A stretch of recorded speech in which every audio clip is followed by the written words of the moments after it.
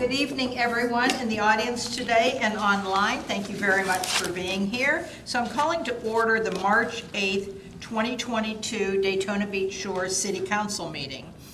Sherry, can you take a roll, please? Mayor Miller, Here.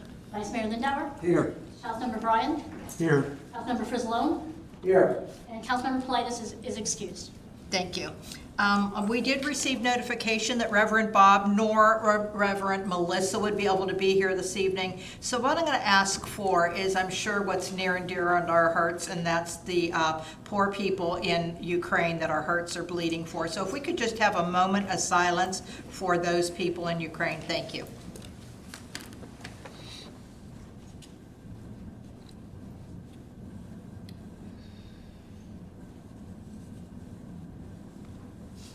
Thank you. Our thoughts and prayers are with them. And if you could please join me in the Pledge of Allegiance.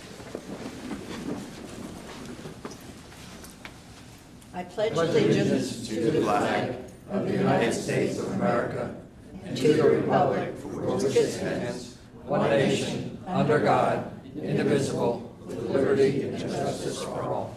Thank you. Our favorite part of the evening today we do have Employee Service Award. Ed, can you stand forward? Okay, so this is Ed Kastner, and he has 20 years with us. Now you're going to have to come all the way up, you and Fred. You don't get off that easy, Ed. No hiding in the back. Ed, thank you very, very much for your service to our community. We greatly appreciate it. And I don't know, did you start in Public Works and you stayed there all along? Yeah. Wow, okay, well, great. We really appreciate your service and everything that you do for our community. And I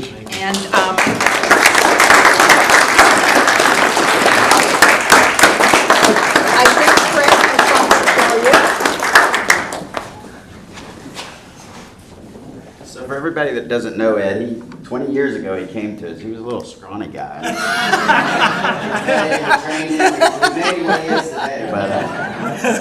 But Ed really, he's done a wonderful job. He does anything that's asked of him. He does animal control in addition to his public works duties. So he fills a couple roles for us.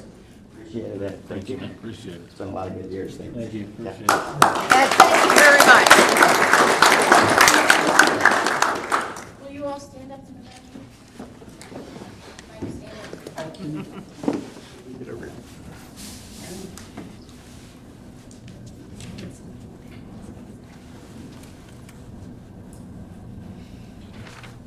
One, two, three. Thank you. Thank you, Ed. Okay, next we have our audit presentation. For those of you that were in the audience, was it probably about a year ago, Lori, that we awarded this, or when was it? Yes, it would have been probably this August. August, okay, all right. So our previous contract had expired, and we did an interview, and we selected the top 3 companies, and they came out and did a presentation, and it was awarded to James Moore Company. So Laura, you're going to introduce your guest speaker to us? Yeah. Good evening, Madam Mayor, Vice Mayor, council members. I'm Lori Irwin, Assistant Vice President.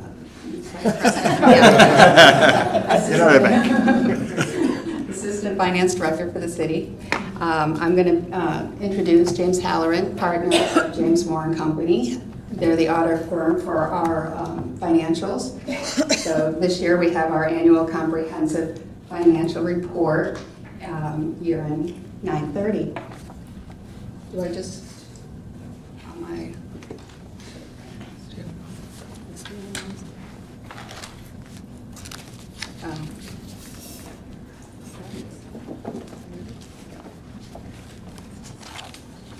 Well, while they're doing that, I don't know how many of you know, but this week is Government Finance Officers Finance Professionals Week. I did not know So I that. made these very high-tech signs for Kurt and Lori here. This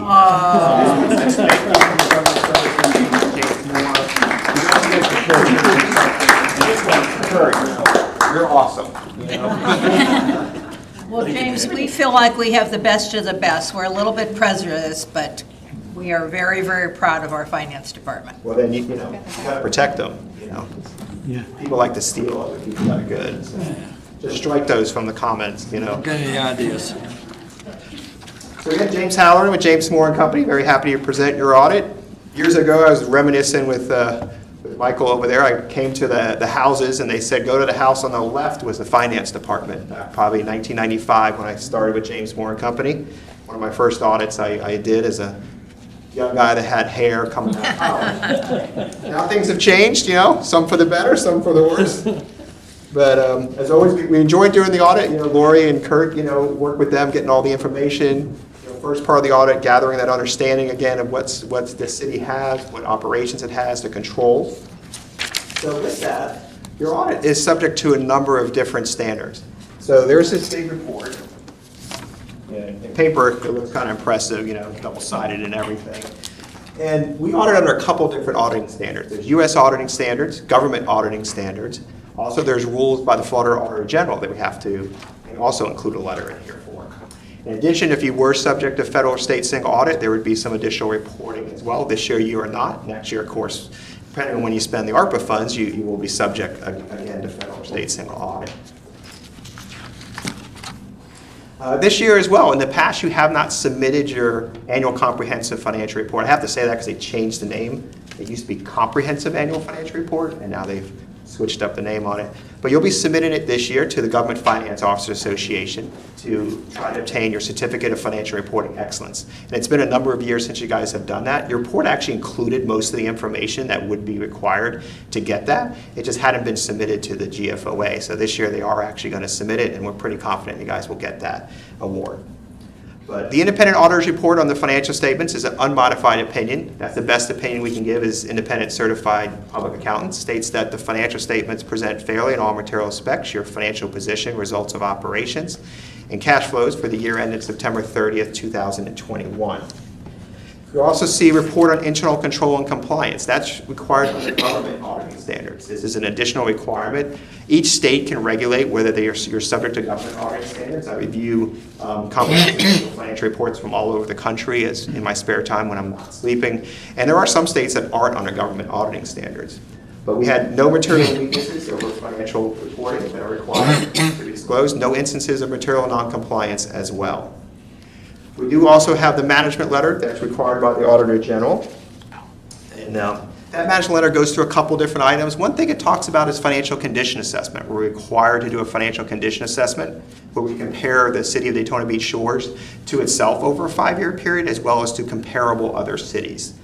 So when we look at that, some of your comparable cities here locally, you have Ponce Inlet is here local. There's also other beachside communities, a lot of beachside communities like Madeira Beach, Highland Beach, Bal Harbor Village, Bel Air. So a lot of comparable, and it's compared based on population as well as taxable property value.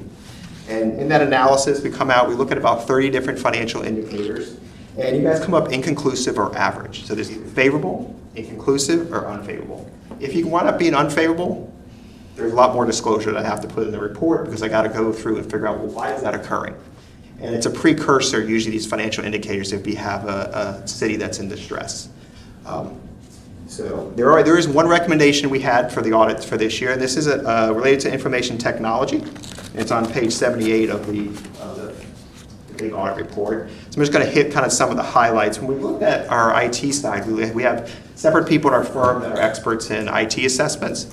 And so we look at it from an IT and information technology standpoint, what relates back to your financial system. So there could be stuff outside of the financial system that we did not have detected, but just overall, some things we noticed was backups are being performed, but what's not happening and what's not being documented is performing tests of those backups. So making sure that if you have a backup, when you actually need it, it'll actually restore back the information appropriately. We did notice the finance director, assistant finance director had access into your financial software. Typically, you don't want to allow that, so they're going to look into some ways with their software to see if there's a way to mitigate that. Security logs within the Windows domain, tracking those failed login attempts is just another best practice to utilize there. And looking at documenting a formal change management process over your information technology. So nothing major there, but always some things to work on, kind of get everything working appropriately. The last report we have is the Independent Accountant's Examination Report. This is regarding to investment statutes. So Florida has investment statutes, and we're required under the Auditor General to look at those investment statutes, compare compare them to the city's investment policies and procedures and make sure they're in compliance with the statute, and we had no instances of non-compliance to report. So a little bit about the numbers. For the City of Daytona Beach Shores, you have your general fund, your main operating fund. And I did this 3-year comparison because I think it helps rather than just even a 2-year, is to kind of see where things are. In total, back in 2019, you had about $20 million left over at the end of the year in your general fund. Now you have about $16 million. The big thing, as you guys know, you did this past year was pay off your debt, which was a significant thing. To have no debt as a city is a wonderful thing. And that's a lot of that assigned fund balance you see in the previous years. You guys were setting aside those monies to be able to pay down that debt. You also see the restricted amounts declined as well. So your restricted is primarily made up of roads at the end of this year, that $1.1 million. Previous year, there were some monies that were restricted by the debt documents. So you had to set aside cash to pay those debt service costs going forward. So it was about $1.6 million of debt service in 2020. So your general fund, at the end of the year, we always look at assigned and unassigned fund balance. That's really at your discretion at the city council. I guess I read into maybe you change the name to commission here coming up soon, possibly. But that's at your discretion of kind of how you use it. It doesn't have an external restriction to it. So you have about close to $15 million at the end of the year. So a lot of people say, well, let's compare that to your total expenditures or transfers for the year. That puts you about 78%. So you about 80% there for the year. And you say, well, what were we last year? You're about 71% last year. And when I look back at the comparable cities and the financial assessment indicators, you guys were right in line with the average, for those comparable cities. And that's a choice every city council has to make is, how much do we feel comfortable with having? Is it 78 the right percent number? Is it 150%? Is it 20%? And that depends a lot on, when I would say coastal, you always need a little bit more because we know what happens, we don't say those 4-letter words, from the agency. So, that happens, we know what occurs. You have significant cash flow going out in a long time until you can sometimes get reimbursed back for those funds. But just to kind of put that in perspective, the GFOA recommends at a minimum for any governmental agency at least 2 months, which is 16.7%. Your only other non-major fund is the contraband and forfeiture fund, so that collects restricted resources from the police side. Very little activity in there this year, just a little bit of expenses, so just a decrease of 66.47 for the year. Big one there, note 6, 0 long-term debt. So like seeing that debt note disclosure is it's smaller this year. It'll be even basically gone next year, which will be nice. One subsequent event, you sold one property, during the year for subsequent to year end for $217,000. So that'll be rolling into this year's financial statements. And of course, you received half of your ARPA funds. So the recovery funds, you get the other half coming up here soon. And you guys already have plans in place on how you're going to utilize that. And that money is not recognized as revenue at this point in time. It's sitting as what's considered an unearned revenue liability. So if you look at governmental activities, so governmental activities includes all your capital infrastructure of your general government, so roads, stormwater, those type of things, your buildings, and also all those liabilities. Your liabilities that you have outside of, you don't have the debt anymore, but there's still liabilities that are recorded for accrued vacation sick time, as well as FRS pension liability, as well as OPEB liability. So that's what this brings together, more of a for-profit accounting big picture scenario. So if you look there, about 42 million, back in 2019, now about 47 million in 2021. But you'll see the unrestricted number changes very little between those years. 9.8 back in 2019, unrestricted this year about 8.5. The investment in capital assets, that's how much you have invested in your capital infrastructure, net of accumulated appreciation. Your only business type fund is sewer. So your sewer fund there, when you look at that, you'll see just a small bit of restricted net position at the end of the year. About $10,500. That's sewer impact fees that haven't been spent at the end of the year. Previously, you were able to, of course, use your sewer impact fees to help pay some of the debt over in sewer and those type of things. Now you don't have debt there, but you'll have plenty of projects. As you know, there's always a need for sewer. So I'm not too worried about those being able to get expanded. The unrestricted, just up slightly from the previous year. People always ask me about pension funds, so I put it in. You guys are in the state retirement system, the Florida retirement system. HIS stands for the Health Insurance Subsidy. That's another portion of the Florida retirement system, where they give a set stipend per month to retirees to help cover their health insurance. And what you'll notice there is a significant decline or drop in that liability from almost 8.3 million in 2020 down to 1.5 on the FRS side in this current year. That's primarily due to where the market was, where the investments were valued at June 30th of this year. Of course, if you looked at it right now, it'd be a totally different picture. But it is a point in time, and that's one of the risks with the net pension liability. It's a point in time. And you can see it below in how the plans are funded. FRS historically has been one of the better funded plans nationwide from a statewide system. It's usually in the top 10 funding percentage-wise. So you can see even last year in 2020, it was at around 79% funded, and now it's 96%. The health insurance subsidy plan is a non-funded plan, so they don't accumulate assets. Basically what they collect currently, they're paying out in benefits. They also did increase the rate last year, back to all employers, because it was declining, the percent funded. They went up about 1.5% on their general employees starting last July 1st. So that combined with the investment return we had for this year was incredible. I think their investment return was like 30% on the state retirement system.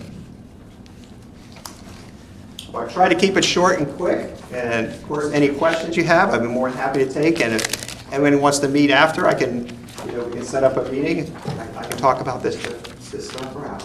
I had a couple questions. On the first page, so the one recommendation that you did as far as IT, so going back, was this the first year that was an issue, or was it something that had come up in previous audits? Not that we had noticed in previous audits. Okay, so it was something new this year? Correct. Okay. And the next thing is, when you audit, is it strictly financial, or does your firm audit personnel files and? We will look at personnel files related to employees, yeah. Okay. So it depends on the type of testing we do, but we will look at personnel files for, it could be approval of pay rates, those type of things. When we look at the Florida retirement system, we're required to look at that, what we call census data, to make sure the information that's getting provided up to the state is correct, like date of birth, sex, years of service with the city, those type of things. So it's not included this report because you have not done that yet? Is that a yearly thing, or how often do you do that? So that's part of when we do each year. Okay, all right. So we look at a sample of everyone going up into the FRS. So that, I didn't see that included in here, so are we to assume that everything was Right. fine on that? Okay, all right. Yeah, it's part of when we're calculating, when we're auditing the net pension liability, so when we have to put the number on from the net pension liability side, we have to get comfortable that what you have provided up to the state is accurate. That's my only question. Any other questions? I just would ask, did you see anything that we need to get ahead of? No, I think you guys are doing fine. I mean, you guys, being able to pay off that much debt, you definitely had, a plan in place to do that over a couple of years, and that's always a good position to be in. Any other city that you audit that's in that position? It has no debt. Only some really, really small towns. Like I know a town called City of Hampton, which probably no one has ever heard of. It's got about 500 people. Law enforcement may know them because their police department had to get this too many tickets off 100. But little towns like that is really the only, because they don't really have much infrastructure at all, and a lot of times don't have water and sewer operations. So. Okay, thank you. Councilman, did you have a question? Yeah, I have a question on the Yes, sir. planned fiduciary net position. Why did it go from 78.9 to 96.4 on your? Yeah, that's the state retirement system. It's basically the investment balance. So the investment balance is at June 30, it's a June 30th plan, the state system. So at June 30th, 2021, the investment balances were that much higher than they were the previous June. Why would they? The market. 30% increase, 30% investment return, Just to, correct? so The liability didn't change. That's a net number. It's the total pension liability less the investments the state has set aside. And So that's really what the increase in the investments in. You'll see a drop this year because investments have Are you saying- since June. You're saying they're close to 100% invested in stocks? They're invested broadly. They got bonds, they got It's stocks, everything. 30%, it had to be majority stocks. I'm not an investment expert. Yeah.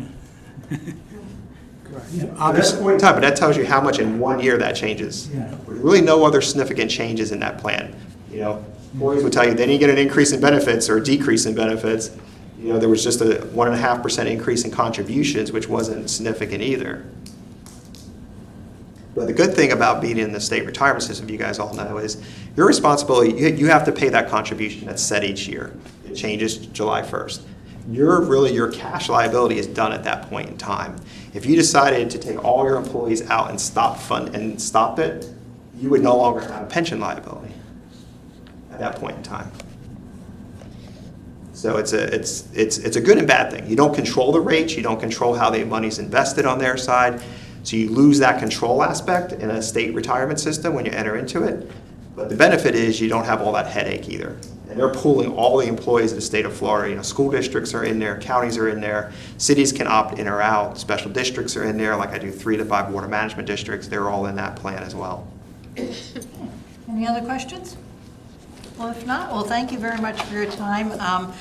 James has offered to any of us, if we want to follow up after we read this over, and we have any other questions, that he will be available, so we can just reach out to him.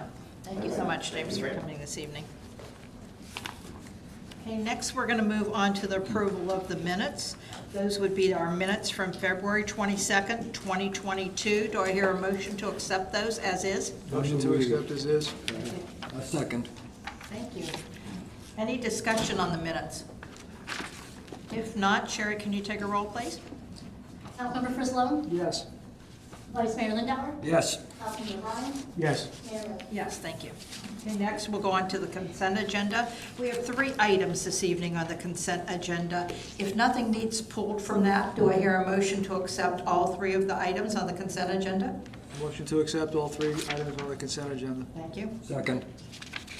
Okay, any discussion? Sherry, can you take a roll on that, please? Councilmember Frizzlone? Yes. Vice Mayor Lindauer? Yes. Councilmember Bryan? Yes. Mayor Miller? Yes, thank you. Okay, now we're going to go on to our city attorney report. Attorney Carey, what do you have for us this evening? Thank you, Madam Mayor. We reviewed and advised staff regarding a preliminary plat for the Oceans 25 property. So you'll be seeing that plat sometime soon. Stuart isn't here, so I'm not sure exactly what meeting he's got, but it's got to go to the P&Z first, so that'll be coming to us at some point, though. We continue to work with the finance director on bid for a purchase property behind Chase Bank. Drafted an audit letter regarding current legal issues for the auditing firm.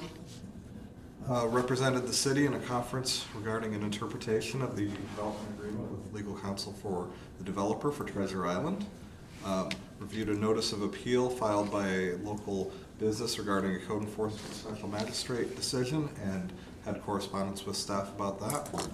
Provided a legal opinion to staff regarding regulation of short-term rental properties. A question that staff had about that. And we provided legal opinion to staff regarding interpretation of state law and city code relating to sewer connections. Okay, thank you, Attorney Carey. Do we have any questions? I have one. Yes. How is it going with JP Morgan and the negotiations? Are we making any progress? I would actually probably defer that to our finance director. Becky's been working with him on that, and so he'd have better information than I would. Great, thank you. Yes, excuse me, we have been working with their attorney on crafting some language that I would feel comfortable bringing back to you. I got a draft, I'm reviewing that right now. So hopefully at the next meeting, I'll be able to bring something, which basically is the purchase and sale agreement forward for council to agree to buy it. Terrific. Good, thank you. Just to clarify, that would be behind the Chase property next door to City Hall. We're looking to purchase that. Thank you, good question. Anything else? Yeah, I have a question for John. Kurt, is the transaction price set now? Yes, it was what you offered originally, 175? No, that's what I thought. On the Treasure Island, what was the dispute or different interpretation? Yeah, that was an interpretation of the tax incentive and whether that incentive would apply to subsequent owners of the property. Subsequent owners of the whole property, not if they sell condominiums. right? Correct, the entire property. It's not lots of parcel. Okay, if no other questions, we'll move on to our city manager report. City Manager Booker, what do you have for us this evening? Thank you, Madam Mayor. At the time that I did the report, we didn't have anything from Acres as far as the demolition proposals, other than they had solicited some proposals. My understanding is they got several, and they picked a company called Peace of Mind, P-E-C-E is how it's spelled. And they could start as early as next week with the demo of Treasure Island. So we'll keep our fingers crossed. And Great, hope for great. next week. That's great news. Before you go on, can I ask Fred? Fred, I know this would involve a permit process. What do you estimate? Have they come in yet for permits, do you know? They haven't submitted their applications yet, but we've given them the applications and I've spoken with them on the phone. So I expect it probably today or tomorrow, tomorrow or the next day. And the problem they may have is that they're gonna they probably not want to use one of our non-exclusive franchise waste haulers that haul away the debris. We have, I think, 3 of those right now, and they may want to become a hauler themselves, and they'll have to go through that process. And if they do that, that'll come to you on the 22nd agenda, would be my hope. And they indicated that wouldn't be a big problem. They'd start the demolition. They just wouldn't need to haul any material off-site until they got approved to do so. What do you estimate the permit turnaround time would be if they came in Wednesday? Could they have it by Friday for their target up to the 14th? Yeah, absolutely. Great, thank you, Fred. Sorry, any other questions? Or I guess we should let our city manager do the whole report, but you know what a big item this is. Our city attorney alluded to Oceans 25, and we are shooting for the 22nd, the second meeting of this month, to have that official plat and come before city council, so we're working on that. Recent promotions, as you know, the city always tries to promote from within as much as possible.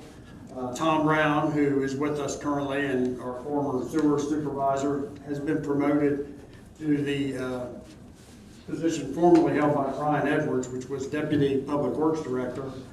And in turn, with Tom moving up, Alex Schwab will be promoted to Sewer Supervisor. So I want to congratulate both of those guys, and I know they'll do a good job. They're both long-term employees. I got a lot of good feedback on the food trucks, and Nancy Maddox told me that we had somewhere between 800 and 1,000 folks for that event, which is it's pretty darn good. Unfortunately, I was out of town and missed it, but I will be in town for the next one, which is May 27th. And I do have one item, Madam Mayor, that was handed to me by our city planner. He and Steve Edmonds were working with the folks at St. Martin's Condo. They're going to be redoing their parking lot. And they have requested to use the parking spaces in Andronopolis Park for somewhere between 4 and 7 weeks. We've done that in other cases where we had the available parking. That is a very underutilized park as far as parking spaces go. I see no problem with it, but I did want to get council's blessing before I give them the go-ahead. And we've done that previously, have we not, trying to be a good neighbor? I think when the Grands or Ocean West. Yeah, Ocean West. We offered some of our parking lot here That and went on for quite a while. long time, and then down at the tennis court, sometimes ran into a problem. How many spaces are they looking at? I thought you said 30. 20 to 30, I I thought. thought 30, So 30 and there's 70 at the park. There's 70 at the park? Okay, so it would not stop beach parking. And I can attest to the same thing, driving up and down there, it's normally pretty empty. Yeah. So that would be both Andronopolis and Beachcomber they'd be utilizing? I would think, yeah, they'd use those. All right, okay.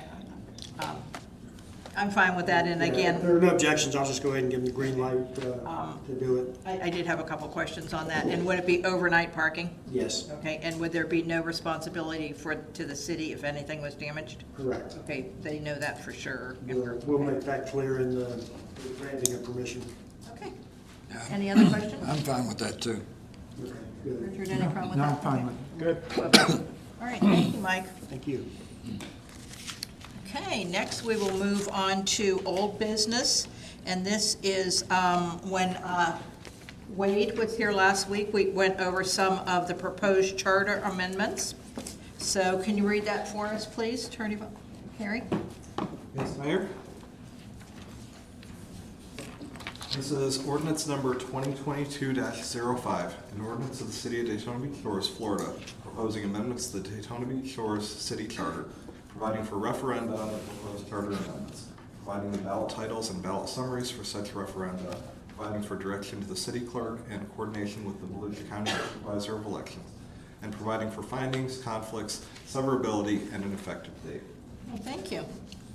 Do I hear a motion to accept ordinance 2022-05? I move we approve the ordinance. Thank you. Do I have a second? Second. Thank you. Does anyone have any comments on that? He did. Yeah, I was going to say this is a public reading, or public Okay, hearing. all right. The feedback is he did a wonderful job getting it through us, very concise.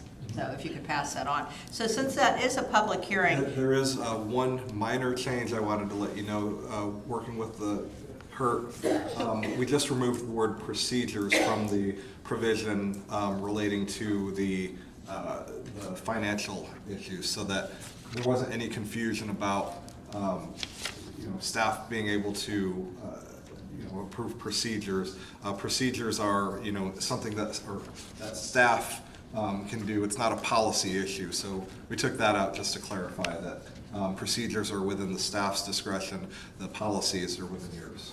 okay, I had heard about that. Could you tell us what section that was in, Attorney Carey? It's under question 4. Okay. You got a page number on that? Page 2, I think. So that is page 10 of the document. 10, okay. And we just took out the word procedure, correct? Yeah, out of the second to last line where it says ordinances and policies, it had said procedures, and at the request of the finance director, we removed that. All right, if, any other discussion? Not Sherry, can you take a roll?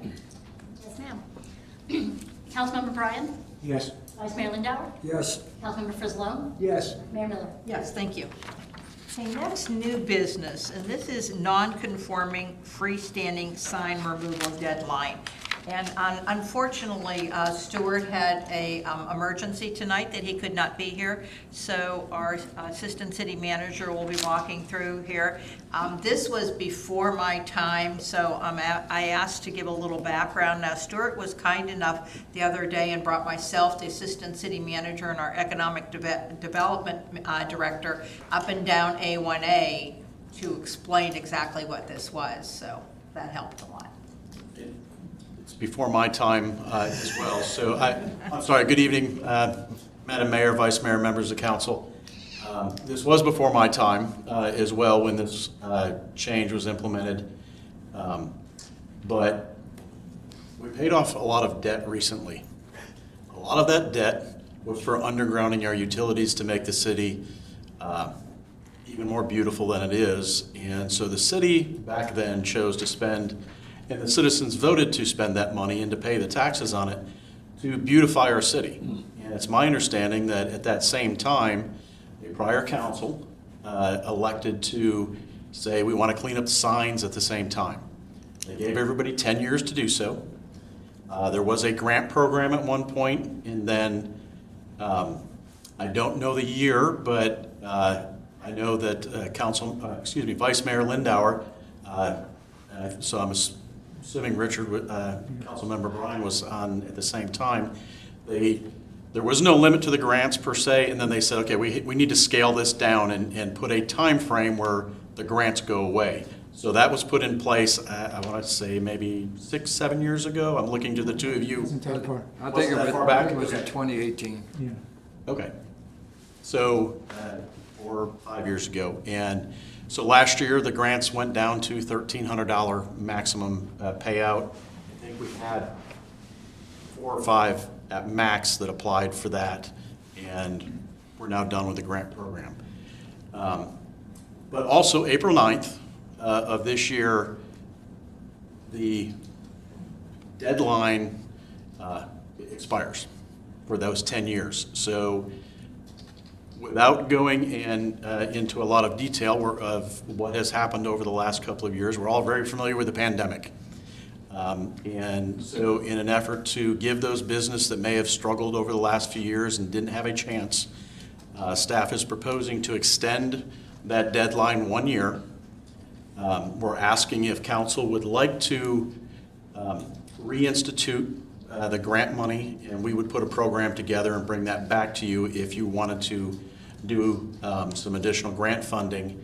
But this would allow us to do a formal notification that if council chooses to extend it, basically the letter will read, council has chosen to extend this deadline on your non-conforming sign to April 9th of 2023. If council approves the grants, we'll put that language in there as well, that there may still be grant money available.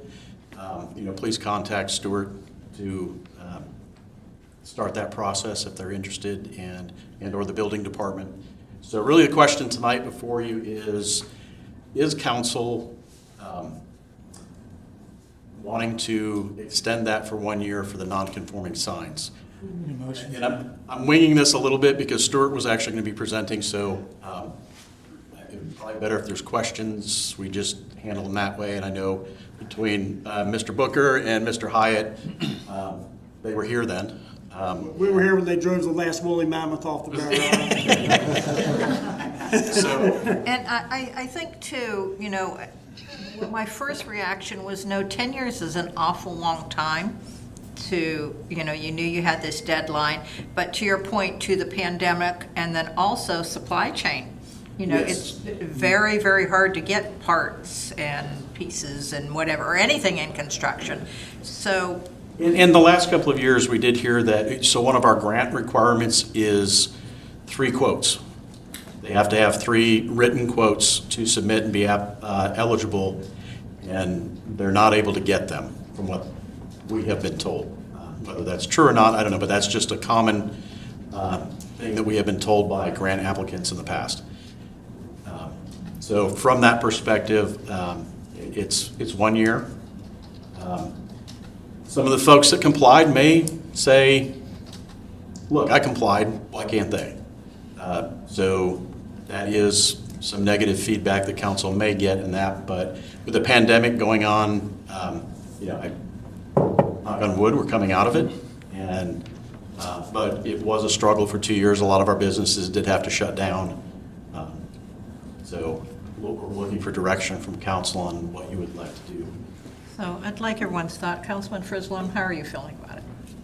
I don't think it's a big deal to extend it for 1 year. Tell me a little bit about the grants. We're going to put up $1,300 towards help. So what we had in the past, it was a 50-50 matching grant, and I believe the amount at one point was like $6,500. Didn't take it. And then it trickled down, and the last payments we made were it was down to $1,300 the last year of the program, which actually is in this budget year. We had a deadline of like September 1st, and we got it into the budget. So we are proposing to come back with an amount and see if staff is, if the council would agree with that proposal. So we had an offer on the table for $6,500. Yes. And then it declined so the first year might have been 65, then it went down. Yeah, it was declining. I was on council at Okay. that time. In fact, I was the one that recommended the sliding scale, because what happened is the money was available for 10 years and people weren't moving. They had 10 years, they figured, well, I might not even be in business. So what we did Wait, was, one question. Okay, go ahead. If I may, the $6,500, was it a 50-50 split? Yes. What was Yes. the? Yeah, so if, Okay, so that's a big piece of it. So Up to $6,500, and we would split the cost, Vice Mayor, 50/50, correct? Yeah, okay. But now that amount declined over the years to the last year was only $1,300. It was try to motivate the people to get it done ahead of time, get it done and not wait till the 10-year, and then all of a sudden we had. And over the life of that, we've done about, as close to $200,000 in grants we placed about 50%, close to 50%. Yeah, just under 50%. So we've heavily invested already with this program. Yeah, there are 61 conforming signs under the program now. 41 of those 61 got grants, but there's still 69 non-conforming signs. Was there a caveat in that, though, that? There are a handful of signs that I had a discussion with Stuart, and he proposed possibly bringing something back. That there were a handful of like residential signs, some on the condos, that 10 years later, looking back, hindsight being 20/20, that he felt that there might be some that we could maybe propose an ordinance that would make those in the conforming range, but it would grandfather them in, and then if they had to ever be torn down and replaced, then they would have to become conforming to current standards. But I don't want to get sidetracked from. So what we're looking at right now is in a discussion. So we're not going to come up with that number right now, but that number I don't think should ever be 6,500.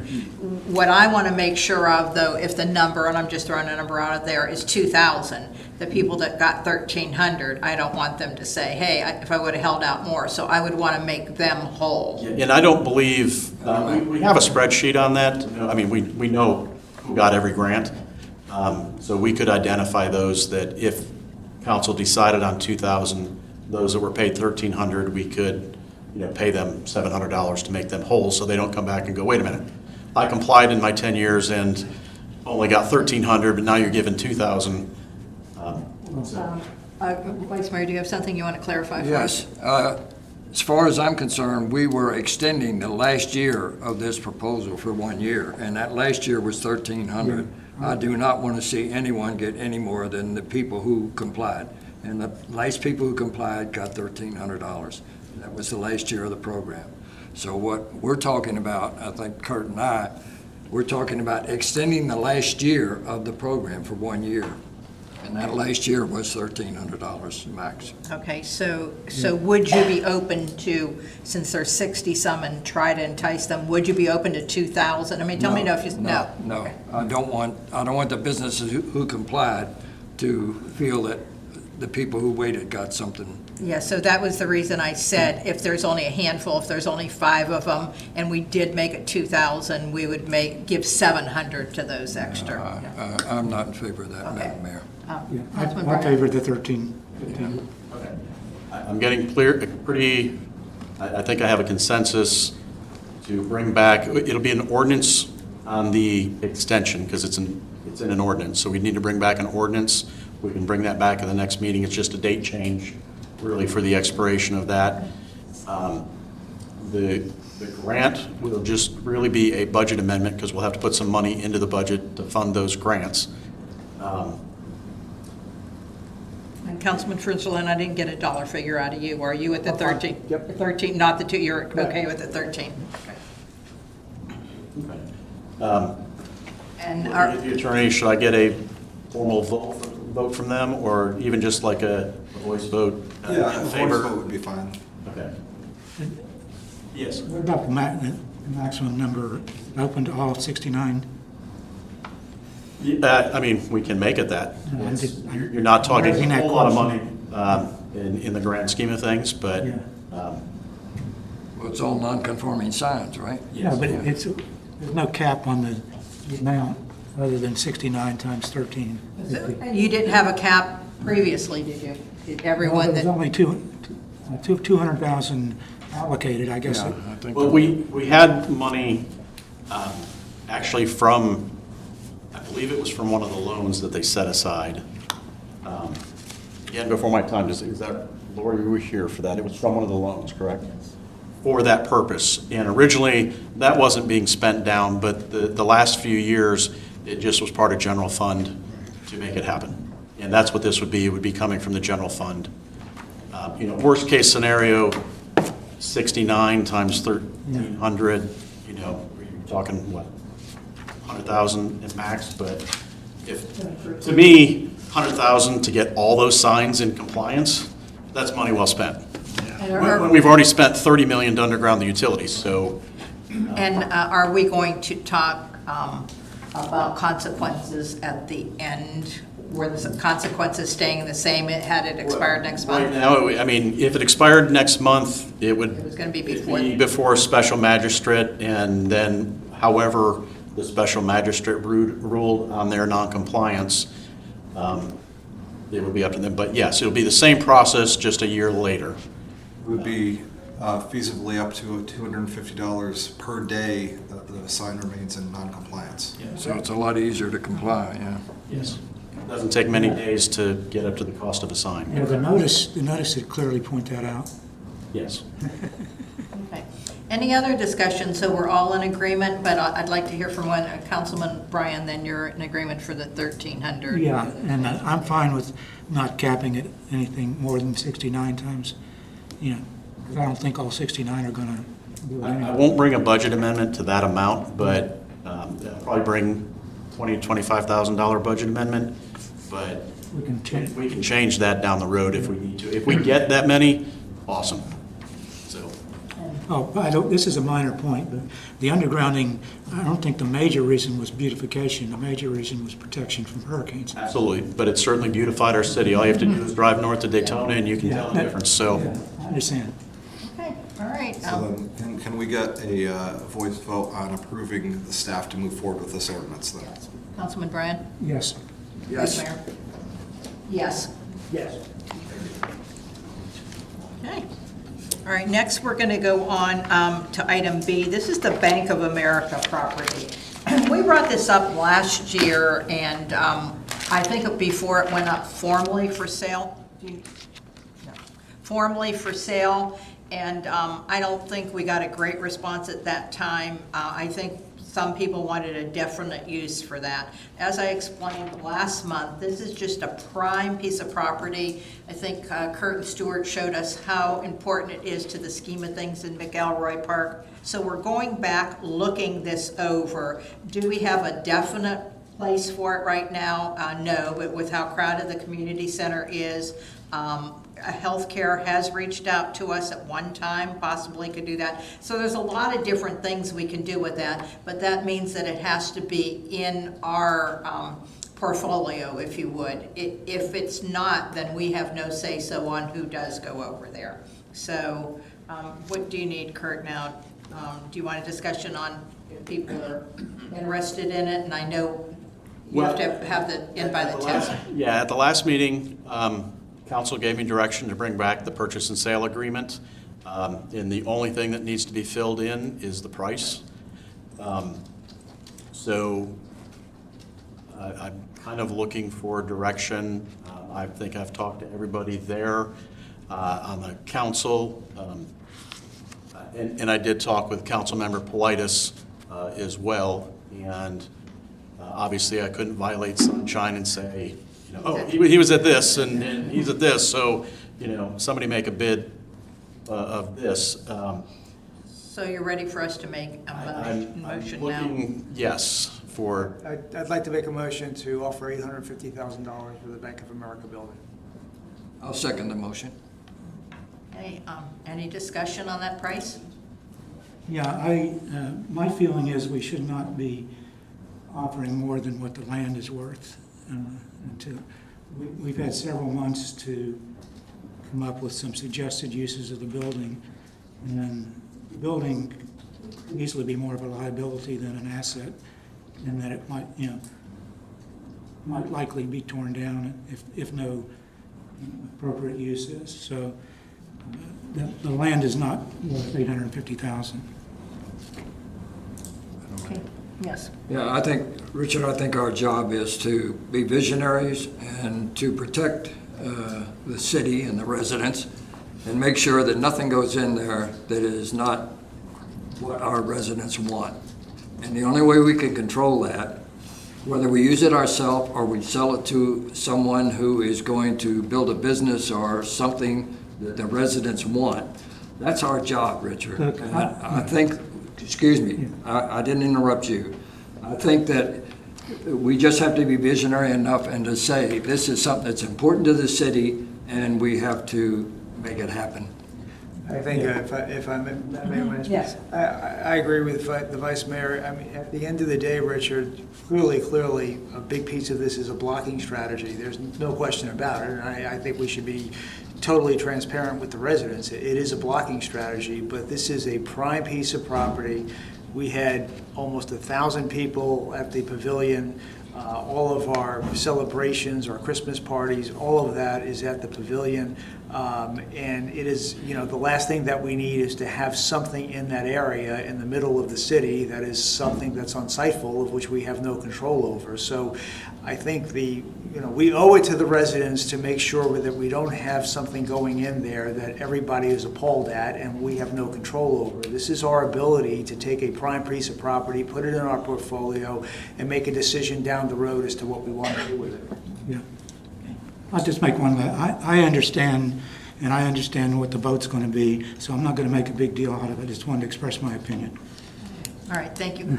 So we have a motion, we have a second, and Can I just ask for clarification on the motion? So the motion would be to offer $850 and allow the mayor to execute the purchase and sale agreement. Correct, that's fine by me. Fine by me.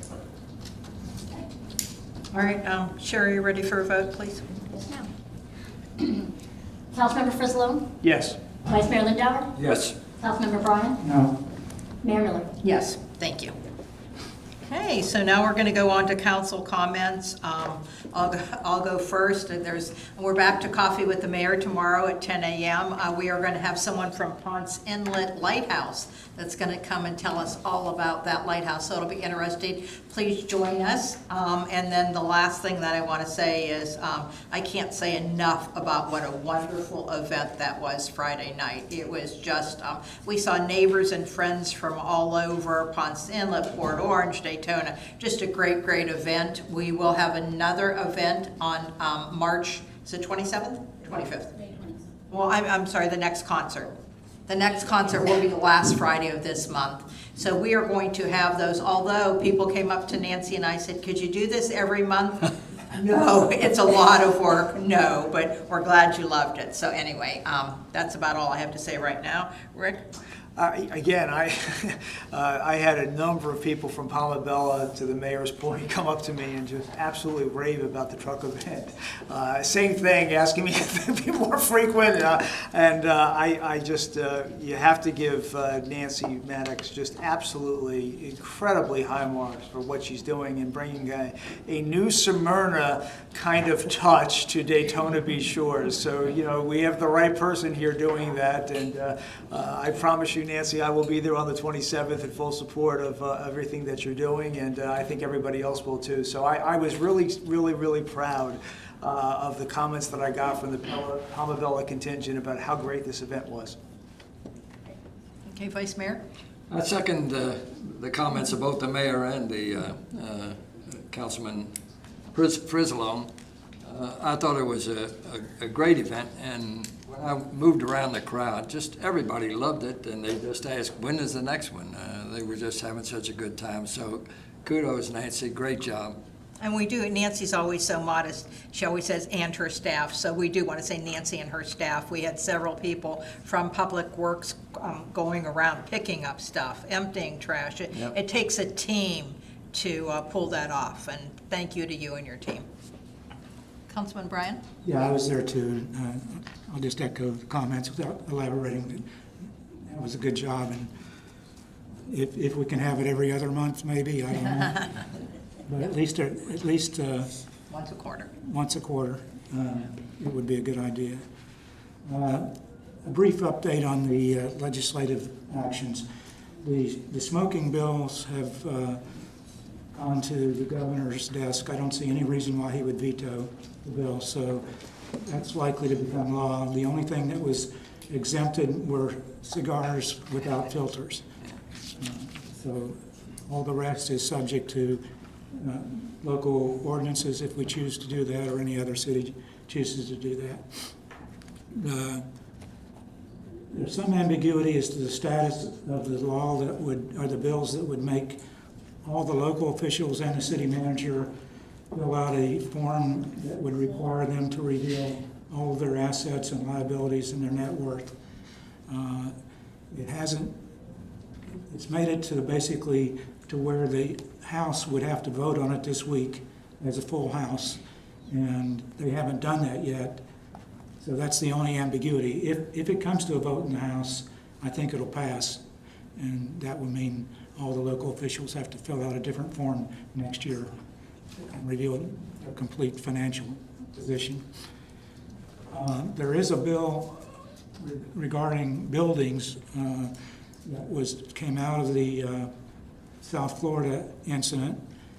It's kind of in the same status. If it comes up for a vote in the House this week, it will pass. And the only reason why it won't pass is if they don't get around to voting on it. And it will require certain inspections depending on how close you are to the ocean. And it will actually require a little more work on the part of cities because those inspections will have to be forwarded to the city, and the city will have to investigate them. Okay, well, thank you for the updates. We appreciate that. Okay. Okay, if there's nothing else, we're going to move on to audience remarks and comments. And I do have one person that would like to speak. Is it Alan Howard? Is that correct? Okay. Thought I'd have to wait for all these other people. Anyway, the mayor knows me. Yes, I do. If you can just come up again and say your name and address for the record, thank you. The mayor knows me. My name's Alan Douglas Howard. My folks own a condo across the street. They're 82, so I will hopefully someday be an owner. They don't walk well, so they didn't come across the street. They could have driven. Anyway, my soapbox is what nobody seems to hear the motorcycles but me. Okay, and Mr. Howard, you are addressing the council, so, okay. We got, you said you spent $30 million on signs, $850,000 for that little bank building. At the same time, open headers are running up and down this street 365 days a year, not just Bike Week. I've talked to some of the police officers, and I've looked up the statute, and if I could put that into record, the statute that's being violated by most of these motorcycles, probably, from what I can tell, about 85%, if not close to 100. It's statute 316.293, and then it'll be like a subsection 5A. It is illegal to tamper with the exhaust system of your motor vehicle in any way that makes it louder. These motorcycles are illegal, and I want you to quit accommodating the loud motorcycles. They're a public nuisance, and I hear them all night long where I live. My folks are listening to them all day and all night where they live, even behind the hurricane windows.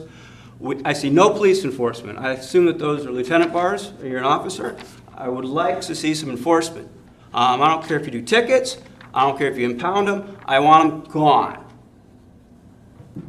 Does anybody else agree with me? Yeah, you're. Do we give any agreement with me that the motorcycles are a nuisance? No, we, today, so you're up here, so the purpose of this is for you to address us, and we will take notation on what you said, but we're not up here to answer your questions. But Well, it wasn't a question. Well, I guess the question, no, that's not a question.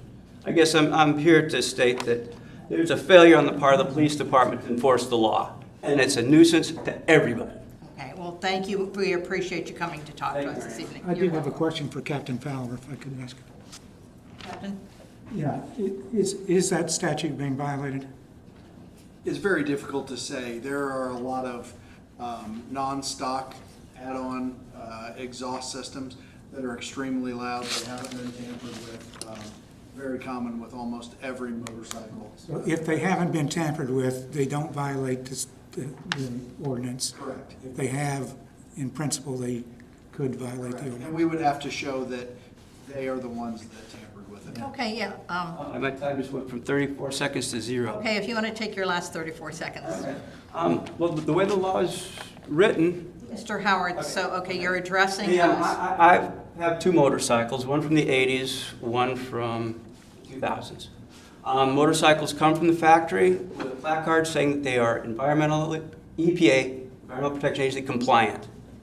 These bikes are not compliant, and that's why they're loud. I have a two-cylinder motorcycle, it sounds like a sewing machine. These two-cylinder motorcycles sound like a World War II airplane. It's completely awful that we have to listen to that. Okay, thank you for coming in this evening.